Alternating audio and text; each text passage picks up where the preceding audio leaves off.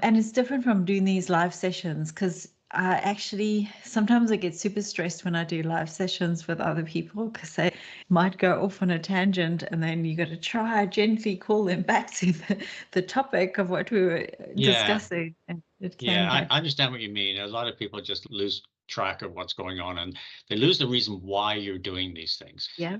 That's one of the things that in all the work I do, I think that there's always the first and the major question is, why are you doing what you're doing? Do you have any clue what the intention is in the first place? Because so many of these things that we can do can be used for different purposes, but you better Mm. understand yours as opposed to go through the motions in some rote, unthinking way because Yep. there's a model to be produced, but you have no idea what you're going to use it for, what anybody else is going to use it for. Intention is everything. And so I think that's a starting point all around for me. Good. All right. So let's start with our intros. And I've got those 10 key questions, which we'll go through. Sure. But feel free, we Yeah. can pretty good at improv. No. All right. So welcome, Roger. It's great to have you have a discussion around your experience, architecture, writing a book, running heaps of marathons, which you can see behind on the screen. And I believe you've recently just completed another marathon. Is that correct? Yes, yes, I have. There's a series of marathons in the world called the World Majors. There's 6 cities which host them, and they are the ones where all the big athletes go, all the known names go, and just the one I just ran was Berlin, where world records are set. And it was again this year, world records were set, not by me, but by others. And so I'm trying to run all 6 of these world majors. So I've done now Berlin, London, New York, Boston, and I just have Tokyo and Chicago to do, and they're on the books for next year. That is really impressive, genuinely. I don't think I would be able to do something like that, but congratulations. And And that's yeah, my so hobby. so those looking in the background, you can see that there's heaps there. How long have you been doing it for? Just last maybe 12, 13 years. I started Oh, fairly really? late. I haven't always been doing this. And I started running with my oldest daughter, and it just went from there. I just all of a sudden we're running marathons after doing Okay. 5K. So it escalated pretty quickly. Well, that sounds like a good reason to start and have the health and all of that Yeah, you might be looking for. yeah. And then architecture. So let's just look at a little bit around your background in architecture. And I'm not limiting you in this at all, Roger. You can go wide. But how did you start? How do you get to Well, where you are today is really I my think question. I think it's really been for me just a natural evolution. As the world changes, people need different things. There's really interesting professional ideas whose times come when they're necessary. Not that they weren't great ideas before, but I started out as an industrial engineer Oh, and did a lot of process improvement in manufacturing, government, banking, things like that. And it just became really obvious that as we're making things get better, making improvements happen, that quite often people are just missing the context within which they should be doing it. So architecture just came along very naturally because I was doing process improvement, but then you pick a process, where does it fit? What purpose is it serving? What benefit is it delivering to the people who's supposed to be getting benefit out of all of this? And connecting the work to something bigger was always something I was interested in doing. So architecture just became a more natural thing to do because everything has to fit somewhere and have a purpose to achieve somewhere. And so I just started to connect the dots up, connect out to other things, make associations to external stakeholders and strategies and all kinds of things that we had to do in the organization in order to be effective. For me, it really started with process architecture, which is the whole stack of processes that organizations have to be good at, because functional org charts are not very good at making sure results get delivered to outside stakeholders. You have to look end to end cross functionally. So I just started to do that very naturally as part of the work I was doing to make sure that the improvements were actually true improvements. Um, so it started out in the process side, and very quickly it became quite clear that if you didn't have a stakeholder map, then you didn't know what your process is supposed to be all about. It became also pretty clear if you didn't understand information, then all that information you're creating and consuming in your process, you're not really sure why you have it, but you do have it. And then it just naturally extends out to a whole bunch of other things. And so it gets more complex, but it gets more purposeful along the way. Mm. So that's how it just it came along. I actually taught process architecture in the mid 90s when we started our company, and just very gradually added new things. So the fit of everything together is really what's required in my experience to have good results. And so architecture is required to connect the dots, which is one of the subtitles of my latest book, collecting, connecting, and correcting the dots. So Mhm. it's those connections, how they work together, that really intrigued me in seeing the bigger picture. That's great. And I'll go into the book in a minute. But I wanted your opinion. A lot of architects, and let's call them your building architects, right? The Mhm. physical architects might get offended by the term business architect or enterprise architect. What do you think about that? Do you think that fundamentally we're doing the same thing in a different environment, or do you think there's a difference? I think we have the same thinking if we're trying to put up a building that really works for everyone. And we don't just say, oh, we have people who are specialists in concrete and people who are Mm, specialists in lighting and people who are specialists in air conditioning, and we consider each one of those to be an architect. I think the building architect pulls them all together. And in my experience, uh, I haven't seen any pushback from people in those other fields. mm, And again, as an engineer, it's hard to call myself an architect as an engineer because I know there's a difference on the physical side.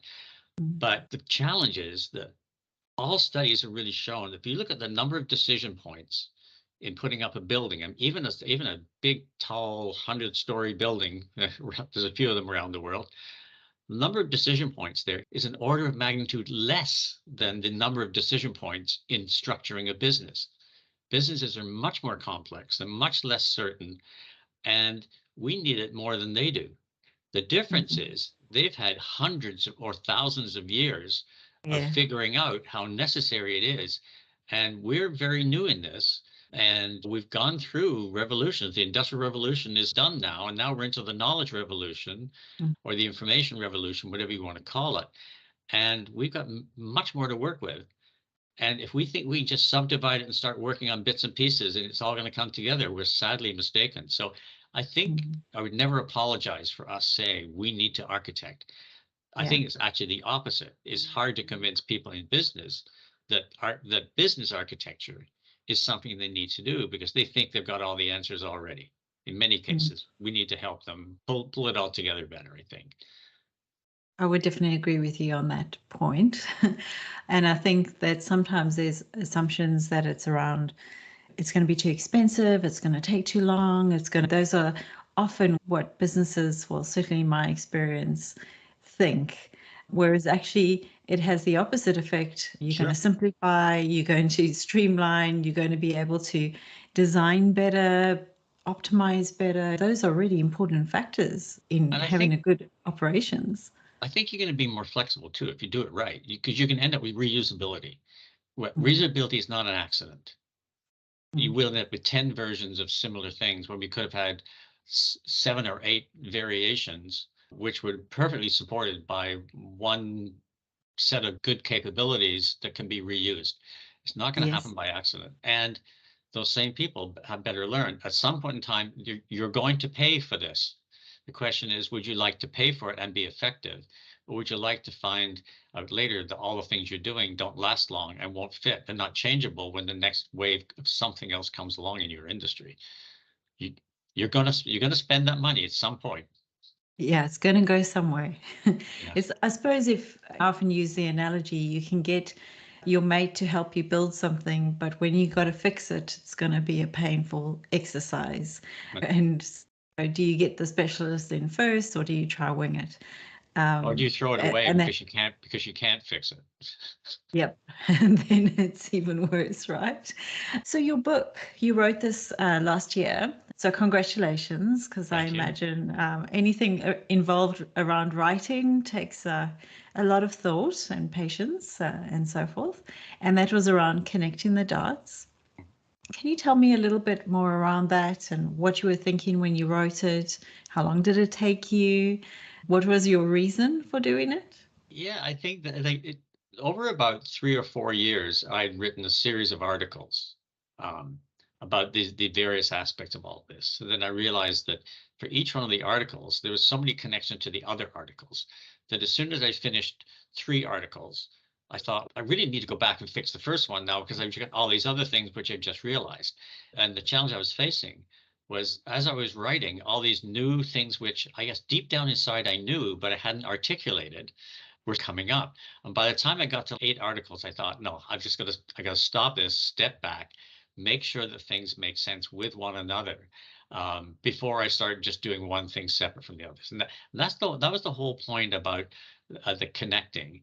And it was the idea of connecting the dots came out of a conference, doing a conference in Sydney. There were a bunch of us going out for a beer afterwards, as one does in Sydney. And we were talking about, somebody said, oh, we got to connect the dots. We got to connect the dots. Architecture is all about connecting the dots. And I jumped in and said, hang on, we don't collect them. We can't connect them. And we said, well, that's brilliant. Let's find another one. So we went through the alphabet and we found correct. And then we discovered that's really what we do. If we don't have the knowledge, then we can't connect that with other knowledge to gain insights. And then we have to just work it and keep making it better. So the connecting was the part that holds it all together. And it also spoke to a lot of the intellectual debates, I'll call them that for want of a better term, that people were having in the architecture industry. There are people who are saying all you need is capabilities. Other people are saying all you need is processes. Other people are saying, oh, it's all about data. Other people are saying, oh, it's all about the customer experience. And it's all about software components which can be assembled together. And no one was talking to each other. And really, if I'm trying to get a result for a stakeholder, I need a process to deliver that result, but I can't run that process without the data. And the process is also creating the data. And on top of that, I need capabilities to be able for that process to work. And no one of them is good enough by itself. And this was going through my head all through this time. I just felt I needed to write something out as much as anything else to get myself clear. Yeah. There's nothing like having to publish that gets you more focused on making sure you know what you're talking about, because you don't want to look silly when you write something.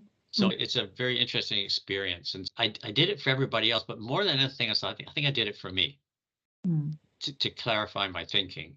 And now there's a lot of demand to go out there and talk about how can you do this in a straightforward way, because people are struggling with the complexity of all the things in business architecture. You got to find a simpler way to make it happen. And that's what I was trying to do. And what are the types of complexity that you'd look to solve? So obviously we have things like stakeholders don't necessarily buy into architecture, or it takes too long to implement and get it running in organizations, or people aren't trained to understand what it is and what to do. Yeah. I think the biggest issue is that the executives have a motivation which is often too short term. And so they're going to be measured on the results this year. And if their organization is not performing, then they're going to be gone. And these days, they don't last long anyway. So the chief executives are here and gone in a couple of years. So they don't have the patience to see the longer term where the benefit will come. And I appreciate that, and that they have real pressures that they have to deal with. And for us, for those of us who are architects, trying to educate them on the benefit of a long-term view where we can all be much more flexible and much more responsive and much more agile into the business is like blah, blah, blah, blah, blah, blah, blah. I've got a problem. Why aren't you fixing it? And so it's a different motivation. I think at the top, it is very a motivation issue. Now, I found a difference in certain kinds of companies. We've done a lot of work with family-run businesses, companies that have been around for 100 years, as sustainably successful for 100 years. They have the patience because we're playing with their family's asset, which they don't want to degrade.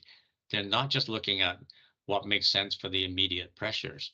I think there's a motivational issue there, and we come across as being extremely complicated people when we start telling people, oh yeah, we can do that, but this connected to this other thing is connected to something else, and if we touch this, we're going to touch that. The issue is we end up with all these unintended consequences of change because we don't know the implications before we start, and we find them when we go to implement. And that's why we're in never-ending fix mode in all the things that we do. But then at the same time, the industry starts changing, and there's different entrants who come in who don't have that baggage, and they can move much more quickly than the incumbents can. So there are leaders who get that, but there's far more leaders who have instant, immediate pressures where things are really changing in the business. How many people got left behind by the digital movement and then jumped on the bandwagon and tried to make everything digital? We had actually a client in Australia, and we saw their strategic plan about a year and a half ago. And part of the strategic plan was put digital into every process. And we looked at it and said, hang on a second. Most of those processes don't need digital. Some really do, but other ones don't. So this knee-jerk react to what's happening in the industry is often misplaced without knowing how the pieces fit, without knowing that if I touch one thing, something else is going to move later, then I'm going to make a lot of bad design decisions. So I know how I've answered that question, but there's a lot of moving parts here. I think that's that is an absolute issue because there's the need that needs to be satisfied ASAP, but there's also, let's say, the strategic wisdom to not, I suppose if you play chess, you don't want to just throw your pieces all over the place to try grab a piece every single time. The game is to ultimately best use your resources and win the game, right? And sometimes I can certainly see that with a lot of the projects that are underway, there hasn't been a good foundational piece of understanding the context, but not just the context of the project. And this I get actually more from business analysts than I do from architects, but the context of the business. It's often project focused and it's not actually giving ultimate value to the organization. So you're sacrificing, what might seem a pawn, but that pawn has been strategically placed in your organization and it has an impact, but it's been looked at from a narrow perspective. Yeah, I think you're right. But we also have to face reality as architects, and that is, we're never going to win the intellectual argument when people have got real performance to tackle. And we've proven over 30 years of enterprise architecture that you're not going to be able to do it all before you start actually reaping the benefit. You got to show value as you're going. And I think our challenge is not to think that we have to get it all right. It's to figure out how we can be doing some things without the full architecture, without the full knowledge, and then prove our worth on things which have made a difference, and then buy ourselves the time to be able to do the other things as we're going. And so it's like a friend of mine here where I live in Vancouver, he says, and he works in the electric utility business, and he said, our problem is we have to rewire the house while we still have the lights on. And it's a little dangerous sometimes to think about that. That's true. But we really do. And so one of the things that I advocate very strongly is we look at architecture initially as a kilometer-wide, centimeter-deep exercise. And then finding the hot spots across that kilometer wide where we need to go a kilometer deep. And not everything, but some contextual framework that holds it together. It's a thin, light architecture. And then start working on real solutions. And then as we work on the solution, we can plug that back into the architecture. And over time, we'll build it up. So what that means to me is this is not a project. This is a way of life. And we Yeah. have to get used to the idea that we'll always be doing architecture and we'll never finish it. So true. So where do you see architecture in the next 5 years? What does it look like to you? I've been remarkably unsuccessful in answering that question in the past because I'm always optimistic and thinking it's going to go just great if we just learn how to talk about it better and we get some commitment to it. It's woefully slow, Mm. and so I think where it's really going now is I think it's going to be the tying of the business architecture into the implementation a little bit better. And I hate to say the people who are pushing it the most are people in IT, but I don't want to see architecture. I don't want to see business architecture done because we got software to build. Not Mm. only, that's a good reason, but it's not the only reason. And quite Yeah. often there should not be or may not need to be an IT build that comes out of it. But I do think it's the whole approach to safe, Scrum, Agile, DevOps. And something I'm finding that we're facing a lot right now is this whole idea called biz DevOps, where Mhm. you go from business requirements through to development operations in quick cycles. And I think we're going to have to connect business architecture to the IT stack much better than we've done in the past. Not Mm. ignoring things like if I'm going to make a change, there's going to be policy changes, there's going to be skill changes, there's going to be rule changes, there's going to be competency changes, there's going to be organization design changes. You can't just toss over and do the software without accepting all these things have to come together.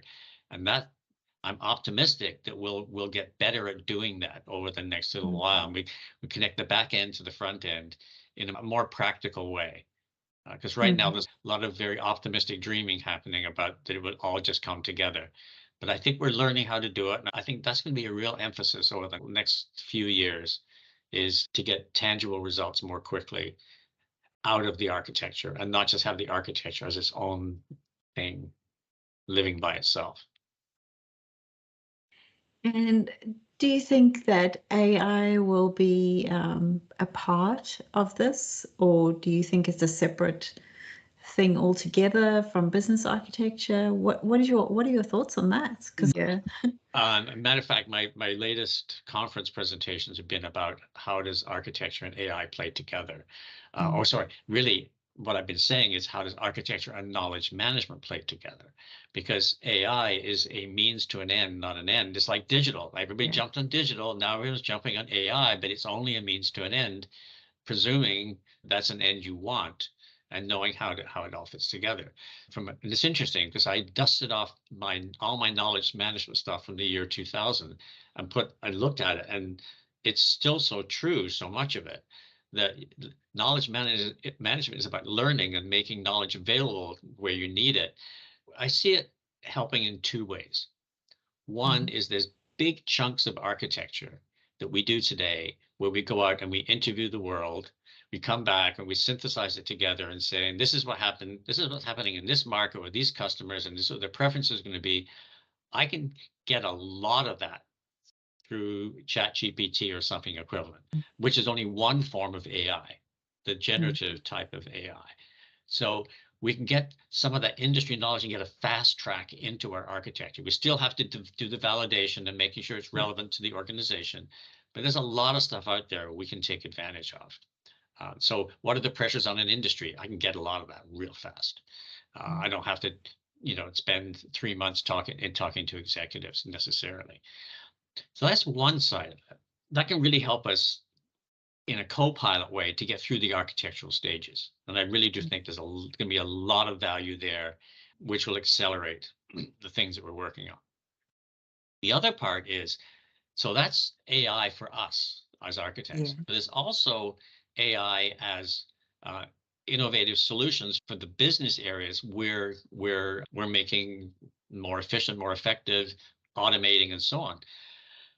There's a lot of AI in there which can truly be helpful. And we have to spot that as a spark of innovation that we can build into our solutions. I worked with an organization recently, and they're a regulator for things like electrical systems, elevating systems, anything with a physical danger to it. And they always had a challenge with determining who to inspect.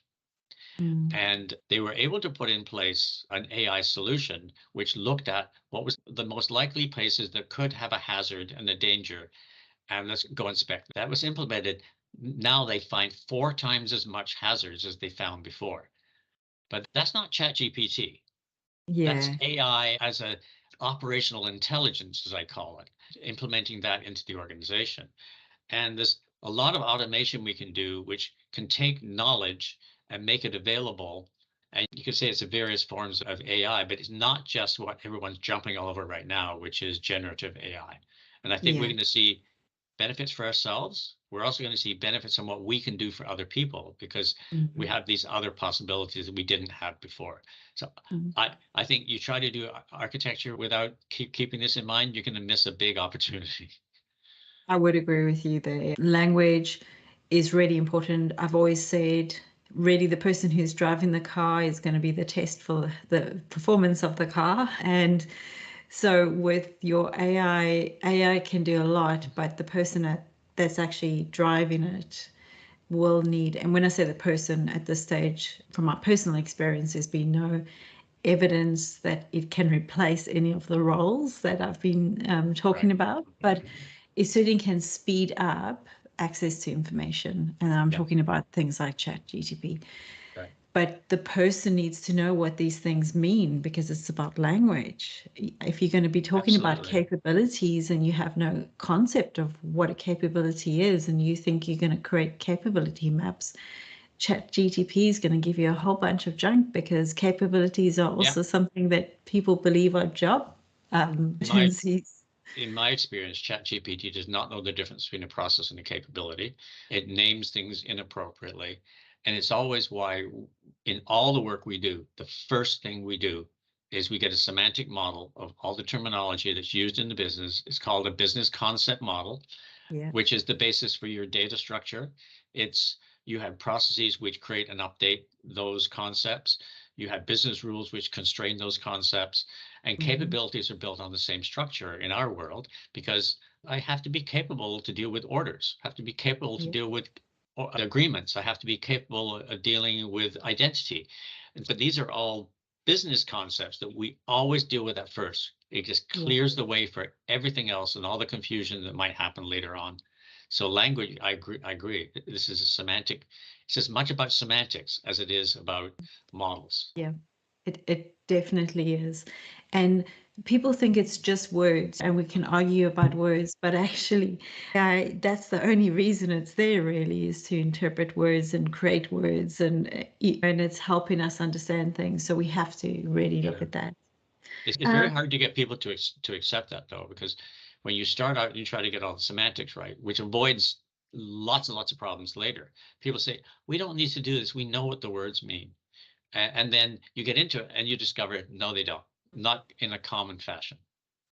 yeah, it's even between body of knowledges, there are Yeah. differences in definition. Oh, And big this is time. where Yeah, and this is where organizations have to be really vigilant as to what mean by it, because when new people come into the business, there Mhm. often isn't a glossary to describe in the company you worked at previously what they meant by, let's say, a business object is quite different to what this particular company terms a business object. And so you'll go into a project and have conversations about business objects and have a completely different perspective, I agree. but you'll still be arguing about it. Meanwhile, you have totally different views. So I think that although it may seem frustrating, I think for us who work particularly it's not only the business environment, it's a digital based environment these Mhm. days, Mhm. understanding terms and what we mean and that we can speak explicitly around those terms is a really important skill that we have to learn. And working with AI is going to be it's going to be evident by what comes out Right. from what's being I put think you're in. absolutely right because that's one thing we all learn is that you have to AI is a generative text, is a text generator based upon probability of certain combinations of things which have been translated into numbers by the software. You better use the right terminology even when you're dealing with AI. And if we even amongst ourselves, I think we do ourselves a real disservice when we expose our lack of a common language amongst ourselves, and we're trying to do this for everybody Yes. else. That doesn't exactly inspire confidence. Mhm. It So, is, it can be a real challenge. And I think there's an article about what happened to information architecture because of that very reason. I yeah, think because different body of knowledge has interpreted it different, from libraries through to user experience to they're they all all described differently. they all want to brand it with their own terminology, and it becomes a Yeah. matter of pride that we found in this area versus another area. We found a term that we think is better, and then we fight that out publicly. Mm. And if we can't even get our own act together, how can we possibly tell people that we're going to be able to help them solve their problems? Yeah. Without arguing. Um, Exactly. all right. So, what opportunities do you think? So, let's just talk about maybe somebody who wants to enter the field of architecture. It doesn't particularly have to be architecture, but what opportunities are there? We know that there's some, I suppose, political threats, right? There's recessions looming and there's all kinds of things. There's lots people have to learn. There's AI being introduced. But what are the opportunities that might be there for someone who wants to move into this career, either from being young or having had previous experience of some sort? Yeah, I think there are incredible opportunities for the people who want to seize it, and who have the natural attributes of being curious, being and at the same time being organized in their thinking. Um, and people who in their head can keep multiple things, multiple balls in the air, knowing that another one's going to come down, they're going to catch it and move it. Just being able to keep that stuff together, as opposed to being somebody who has to be knee deep in the details in one thing in order to be comfortable. Now, nothing wrong with those people. We need them, Yep. but they're not, maybe not naturally going to become architects. So I think if people are broader thinkers and see big pictures and are always in their mind know why we're doing what we're doing, and without losing that when they jump in to do a bit of detailed work, that ability to go into depth, pull yourself up, know where you are, and maintain the perspective of the context that you're working in. Those types of thinkers have unbelievable opportunity in this space because they're not as prevalent as we would like to find. So I really do think, and I've given several talks on this to the BA community, that there are a lot of business analysts who think that way and will really be able to pull all that stuff together. And I've seen some of this really interestingly in teaching fourth year university class in industrial engineering at University of Toronto, 120 students each year. You We have people work in teams on projects, and when they come up with some of the answers, I look at it and say, this is brilliant. And matter of fact, better than most of my clients. I shouldn't say that in public session, but they're so innovative. They're so able to do it because they're natural thinkers, and that's probably Mm. about a third of the class we see. They're just naturally tuned that way. So there are opportunities for people who coming into the industry. Now, for those who've been around it for a while and have learned about complexity and how things work together, and they truly know their industry and their business, that's worth its weight in gold because Mm. so many people we talk to in the business represent a part of the business. Sales knows about selling. The people who develop products and software, they know their piece. But there aren't many people who know how to pull it all together. And that's where I think, for the people who've been around it for a while, and especially had several roles in an organization, they just know how the pieces fit. And that's what I expect out of an architect, to be able to see how the pieces fit. I keep going back to this connecting, because it's a very complex world that we're in. And if you can see where you fit and see how you can connect into other things that are taking place. That's really valuable. I would 100% agree with you. There have been analysts that I think are too boots in the ground and want to go into the level of detail Mhm.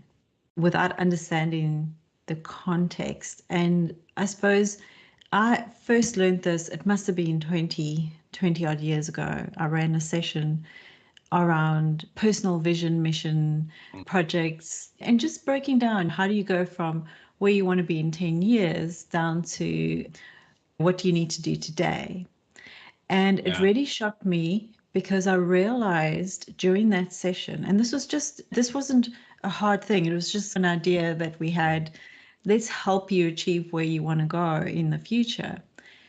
There was probably two people who could go all the way from the 10-year vision Yeah.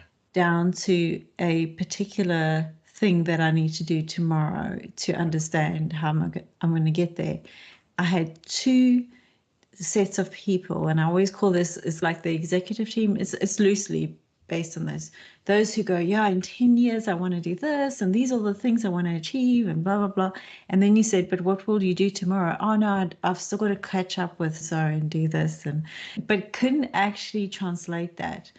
I have seen BAs that don't have the skill to do architecture, but Right. they are excellent BAs. And that's great. Um, it's great. And it's maybe not what people want to hear, but there are really good things. We need to get into the detail of things like cybersecurity and being able to really Sure. understand Someone what people does. are covering.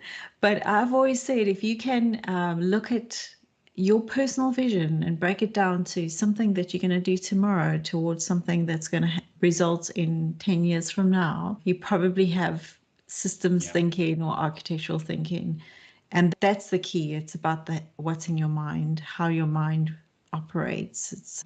So And from it, a it from a isn't for everyone. but from a personal point of view, in all the architecture work we do, all the stuff about analyzing external world, the stakeholder, the external stakeholders, all that kind of stuff. We boil it all down to a set of intentions we call a North Star.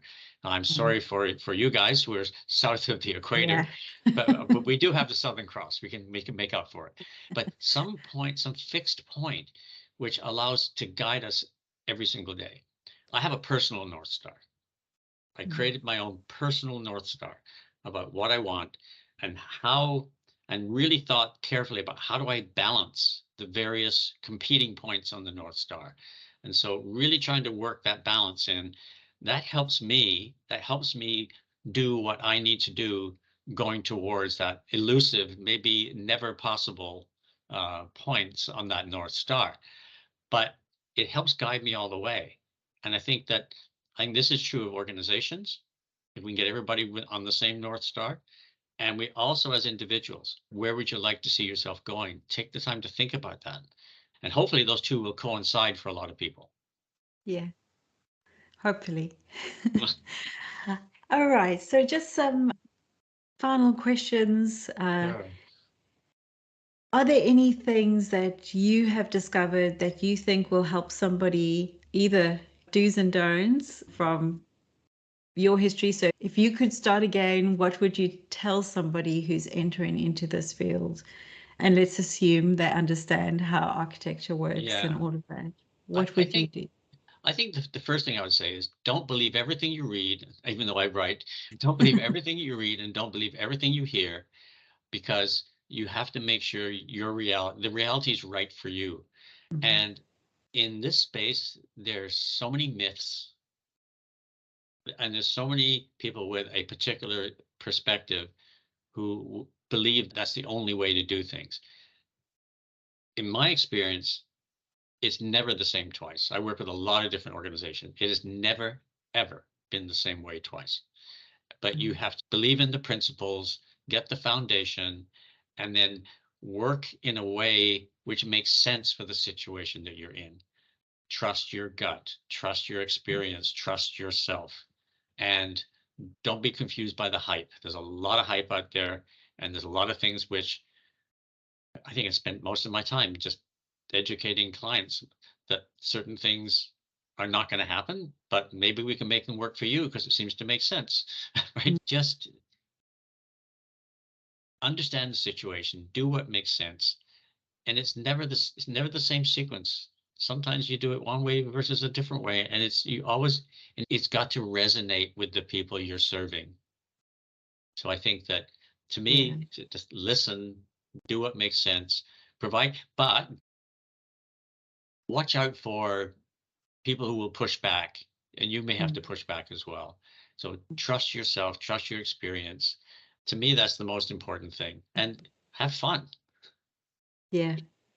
It is fun. It's actually a really nice industry to be in, and Yeah, there's lots of things going on. I do think learning first is a good first step if you want to get into something. And so I say, when you're first learning, you've just started school and you're learning the ABCs. right. But by the time you go and do a PhD, which is Mhm. equivalent to being in the workplace, you're providing you're using your mind to provide insight into the I context. agree. And so it's really important that people understand that you at least have to speak that language, as we mentioned before. Mhm. You at least need to understand what it means and to whom and when and how. But once you reach that stage, because most people, after they've learned, they will almost become hard and fast that this is how it's going to be like forever Totally. now. And I see that all the time. And I actually just smile because that means they've passed high school. So that's good. They're not completely ignorant. And so I always think that's good. But then when you actually boots in the ground and you're busy working and you're trying to solve problems, you have to be open-minded to go, it would make sense if we did this, but maybe actually considering the context, we have to change a few things. So I do think there's a lot to be said about learning first and then having the confidence. Yeah, It's all sports players, right? You get trained, but when you're actually on the field, muscle memory. uh, yeah. And that's what I'm implying here. Yeah, and it's interesting because I actually find that the people who appreciate the training we give them the most, the ones who appreciate it the most, are the ones who sort of tried it a few times and now they can appreciate it. So Exactly. you have to be able to get some experience, but if you don't know what you're doing in the first place. So I Yeah. appreciate what you're saying. I think you have to Mhm. get the foundation and then Yeah, you figure out have how to to get in use the it. game, but you actually Yeah. have to have some level of understanding of what that game is. Yeah. So I think I'll round it up now to say, Roger, congratulations on all of your running and your medals. It's very impressive, especially considering it's been a reasonably short period of time that you've been doing it. Yeah. So well done on that. Thanks for sharing that. And it's not Um, and it's not my whole life. So I know it's really impressive. I won't lie. And I suppose for people who want to give it a go, you're a great example of give it a go, and you never know what's going to come out of it. And thanks for sharing your history and your experience and why you did the book and your time with me. I appreciate it very much. If people want to get in touch with you, I usually suggest LinkedIn, but you LinkedIn have a, LinkedIn is a great place to start. yeah, Yeah. okay. There's only one of me, as opposed to some people who got 20 people with the same name. You're easy I to know find me. I have the same advantage, so it's fantastic. As long as people spell your name correctly, I That's suppose. true. But That's true. that's the other side. Yes. So anyway, Roger, thank you so much for sharing, for participating in this session.